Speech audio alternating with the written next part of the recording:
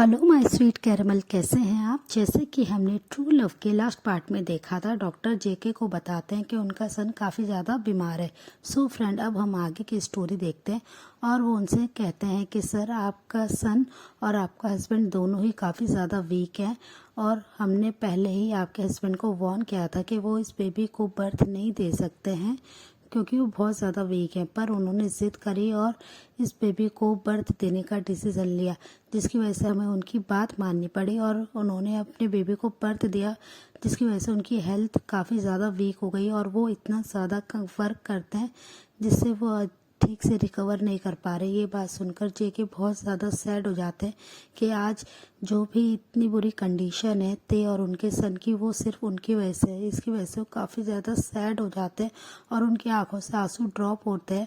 पर डॉक्टर उन्हें समझाते हैं तो अपने आंसू को वाइप करते हैं और डॉक्टर की तरफ एक फोर्सफुली स्माइल करके देखते हुए कहते हैं कि thank you so much doctor, आपकी वजह से मुझे ये पता चला कि मेरा ते और मेरा बेबी इस वर्ल्ड में ठीक है और मैं कैसे भी करके अपने सन को और अपने बेबी बॉय को ज़रूर ढूंढ लूँगा, अपने पास ज़रूर ले आऊँगा। उनकी ये बात सुनकर, उनके फेस पे इतनी बड़ी स्माइल देखकर डॉक्टर भी खुश होते हैं और उनसे कहते हैं सॉरी हमारे पास पर उनका एड्रेस नहीं है।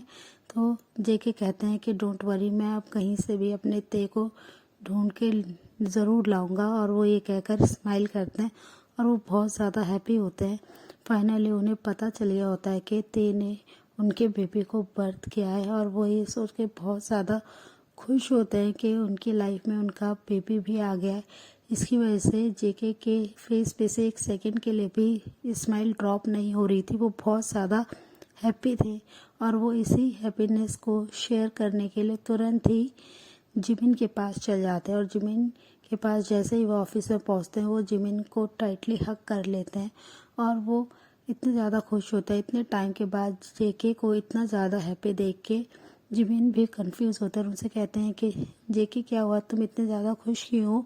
तो वो कहते हैं कि मुझे फाइनली पता चल गया है कि ये सुनते ही जिमिन शॉक्ड होते हैं और उनसे कहते हैं क्या तुम्हें तेई के बारे में पता चल गया है, वो कहाँ है और वो ठीक तो है ना।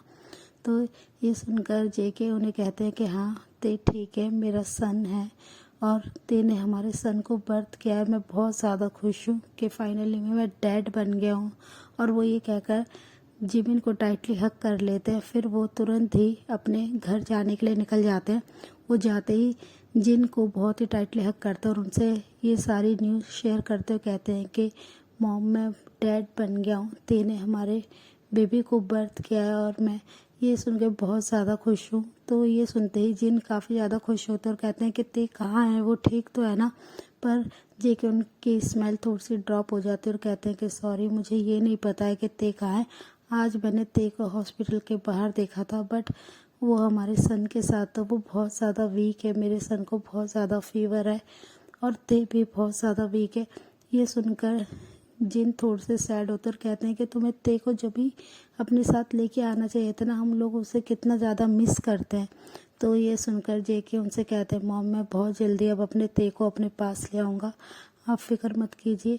और फाइनली हमारा बेबी आ गया, मैं बहुत ज़्यादा हैप्पी हूँ। और वो ये कहकर बहुत ज़्यादा खुश होते हैं। ये न्यूज़ आरएम को भी पता चलती है, वो सब बहुत ज़्यादा खुश होते हैं और बस जेके से कहते हैं आरएम कि अब तुम जल्दी से जल्दी ते को लेके आओ।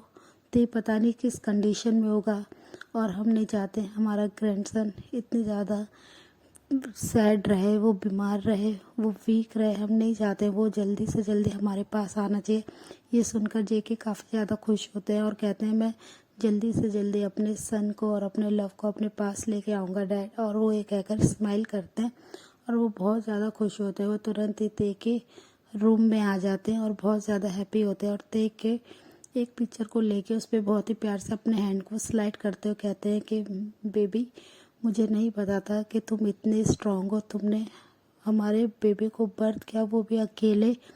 पर तुम क्यों मुझे अब पनिश कर रहे हो मुझसे दूर रह के। प्लीज़ तुम मेरे पास आ जाओ, हमारे सन को हम दोनों की ज़रूरत है, वो हम दोनों को चाहता है अपनी लाइफ में। उसे तुम अकेले क्यों ऐसे रखे हुए हो, मैं बस तुम्हें अपने पास चाहता हूँ। और ये कहकर जेके बहुत ही ज़्यादा सैड हो जाते हैं और वो ते के पिक पे अपने हैंड को प्यार से स्लाइड करते हुए कहते हैं कि बस ते, कुछ ही दिन क्या और वेट की करो, मैं बहुत जल्दी तुम्हारे पास आ जाऊंगा। और वो ये कहकर स्माइल करते एक फोर्सफुली। और दूसरी साइड ते अपने सन के साथ होते हैं। वो काफ़ी ज़्यादा वरीड होते हैं अपने सन के लिए कि उसकी हेल्थ में अब इतना इम्प्रूवमेंट क्यों नहीं हो रहा है। पर वो बस शुगर उनके पास आते हैं और उनसे कहते हैं कि ते इतना ज़्यादा वरीड मत हो, बहुत जल्दी तुम्हारा सन ठीक हो जाएगा और तुम्हें तेकुक के लिए इतनी फिक्र करने की ज़रूरत नहीं है, तुम जाके रेस्ट करो। अब मैं तेकुक के पास उसका ध्यान रखने के लिए बैठता हूँ। पर ते उन्हें मना कर देते हैं और कहते हैं नहीं शुगा, तुम पूरा दिन रेस्टोरेंट में कैफ़े में ध्यान देते हो, अब तुम्हें रेस्ट करने की ज़रूरत है और मैं अपने सन का अच्छे से ध्यान रखूँगा। और वो ये कहते हुए शुगा को वहाँ से भेज देते हैं और वो अकेले ही पूरी रात अपने सन का ध्यान रख रहे होते हैं।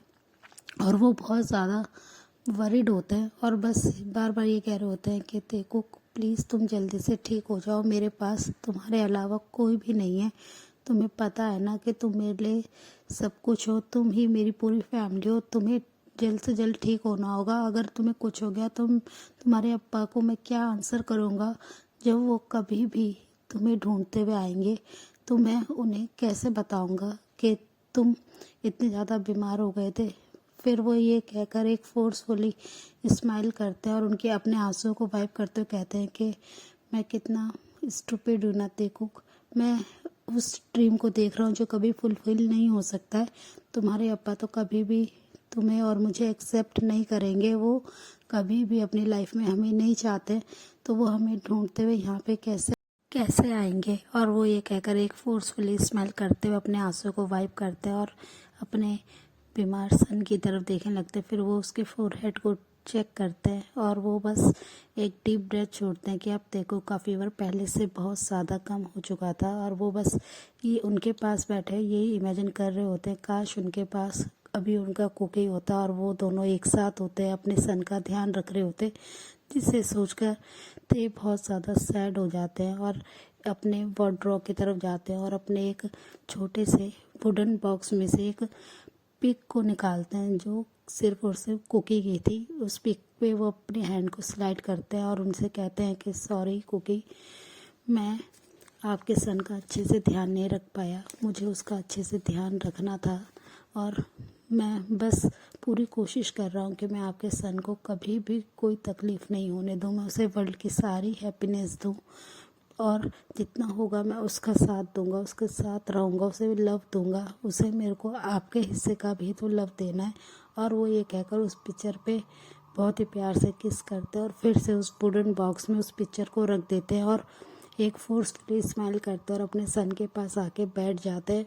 और बस वो कुकी के बारे में सोच रहे होते हैं कि अभी कुकी क्या कर रहे होंगे, क्या कुकी अभी भी उनसे इतनी ही नफ़रत कर रहे होंगे जितना वो लास्ट टाइम कर रहे थे। उनकी आंखों में उन्होंने सिर्फ अपने लिए हेट देखा था, रिजेक्शन देखा था, जिसे याद करके ते को बहुत ज़्यादा अपने हार्ट में पेन होता है और वो अपने आंसुओं को रोकने की कोशिश करते हैं कि उनकी आंखों से आंसू स्लाइड ना हो।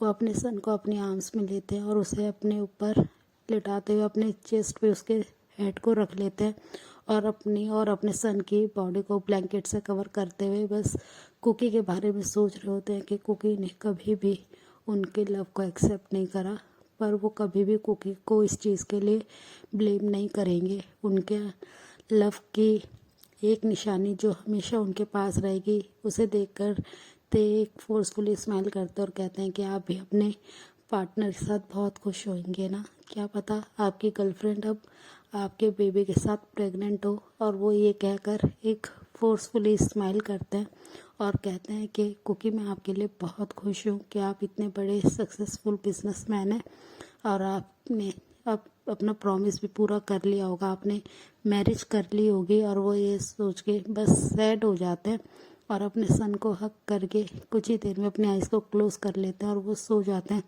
ऐसे ही कुछ और मंथ बीत जाते हैं पर जेके को अभी भी ते के बारे में पता नहीं चल रहा होता है। वो एवरीडे उस डॉक्टर से कांटेक्ट करते हैं कि ते उनके पास दोबारा तो नहीं आया अपने सन के चेकअप के लिए, पर डॉक्टर उन्हें मना कर देते हैं, जिसकी वजह से जेके बहुत ज़्यादा सैड होते हैं और वो अभी भी बहुत ही ज़्यादा शिद्दत के साथ ते और अपने सन को ढूंढने में बिजी होते हैं। वो एवरीडे बहुत ही ज़्यादा एक्साइटमेंट के साथ उठते हैं और वो अपने सन और अपने लव को ढूंढने के लिए चले जाते हैं, पर उन्हें कहीं पे भी उनका लव नहीं मिल रहा था, जिससे वो बहुत ज़्यादा एवरीडे सैड हो जाते थे। पर वो हर वक्त यही सोचते थे कि उनका सन और ते बहुत ही ज़्यादा हैप्पी होंगे, और बस वो जब अपने सन और अपने ते से मिलेंगे तो वो मोमेंट कितना ज़्यादा स्पेशल होगा। ते उन्हें देखते ही क्रेज़ी होके उनकी तरफ आएंगे और उन्हें टाइटली हग कर लेंगे और उन्हें कहेंगे कि हमारा एक सन है। और ये सोचकर जेके बहुत ज़्यादा खुश हो जाते हैं, और मैं तुरंत ही ते को अब शादी के लिए प्रपोज़ कर दूंगा, फिर मैं ते को कहीं पे भी नहीं जाने दूंगा, अपने सन को अपने से बिल्कुल भी दूर नहीं होने दूंगा। और ये सब इमेजिन करते हुए जेके बस अपनी कार को ड्राइव कर रहे थे। वो काफ़ी ज़्यादा अपने थॉट्स में बिजी थे और वो ये सब सोचकर काफ़ी ज़्यादा हैप्पी थे कि जब वो अपने सन से और अपने ते से मिलेंगे वो कितने ज़्यादा हैप्पी होंगे, वो उन्हें बहुत ज़्यादा खुश रखेंगे। और वो ये सब सोच के काफ़ी ज़्यादा सैड भी थे कि उन्होंने पास्ट में ते को कितना ज़्यादा हर्ट किया है। और वो ये सोच के बस एक डीप ब्रेथ छोड़ते और अपने आप से कहते हैं कि मैं कभी भी अब अपने लव को ते को कभी भी सैड नहीं होने दूंगा, मैं हमेशा उसकी प्रीशियस स्माइल को उसके फेस पे रखूँगा, जिससे वो हमेशा खुश रहे। सॉरी ते, मैंने तुम्हें जो पास्ट में तकलीफ़ दी है वो मैं कभी भी रिपीट नहीं करूँगा, मैं तुम्हें हमेशा अपने पास कैच करके रखूँगा अपनी आर्म्स में, मैं तुम्हें अब कहीं नहीं जाने दूँगा। मुझे तुम्हारे जाने के बाद तुम्हारा कमी का एहसास हुआ कि तुम मेरे लिए कितनी ज़्यादा इम्पोर्टेंट हो। मैं सिर्फ़ और सिर्फ तुमसे प्यार करता हूँ। मैंने क्यों तुम्हारी ये सारी बातें मानी कि तुम कभी मेरे सामने नहीं आओगे, अपना फेस नहीं शो करोगे, और मैंने तुम्हें क्यों नहीं रोका, तुम्हारा उस प्रॉमिस को क्यों होने दिया। और ये सब सोचकर जेके बहुत ज़्यादा सैड हो जाते हैं। और दूसरी साइड ते अपने वर्क में बिज़ी होते हैं वो अपने रेस्टोरेंट में अपने फ्रेंड के साथ वर्क कर रहे होते हैं और वो सब गेस्टों को अटेंड कर रहे होते हैं। और शुगा उनकी काफ़ी ज़्यादा हेल्प करते हैं, शुगा उनका बहुत अच्छे से ध्यान रखते हैं और उनके सन का। पर ते बहुत ज़्यादा सैड रहते थे, वो हर वक्त बस जेके को मिस करते थे। वो यही सोचते थे कि जेके इस वक्त क्या कर रहे होंगे, क्या वो कभी उन्हें मिस कर रहे होंगे, क्या उन्हें कभी ये पता चलेगा कि उनका कोई बेबी भी है। और ये सब सोचकर ते बस सैड हो जाते हैं।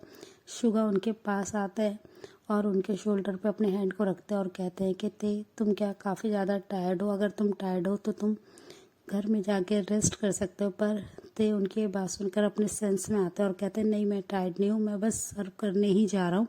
और वो ये कहकर कॉफ़ी मग को ट्रे में रखते हैं और वो अपने कस्टमर के पास चले जाते हैं, उनका कॉफ़ी का ऑर्डर होता है उसे देने।